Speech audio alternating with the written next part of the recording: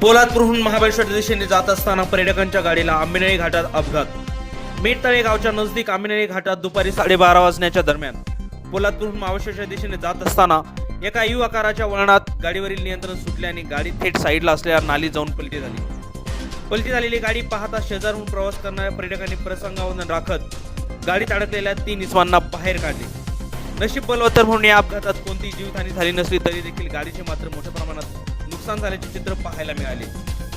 काही वेळानंतर स्थानिक लोकांच्या व क्रेनच्या साहाय्याने अपघातग्रस्त गाडी काढण्यात यश आले असले तरी देखील आंबेनळी घाटात राजरोजपणे होणारे अपघात पाहता जागोजागी कठीण वळणावरती दिशादर्शक फलक तसेच रिफ्लेक्टर लावण्याची तसेच सार्वजनिक बांधकाम विभागाने घेण्याची गरज आहे, हे या अपघातातून स्पष्ट होत आहे।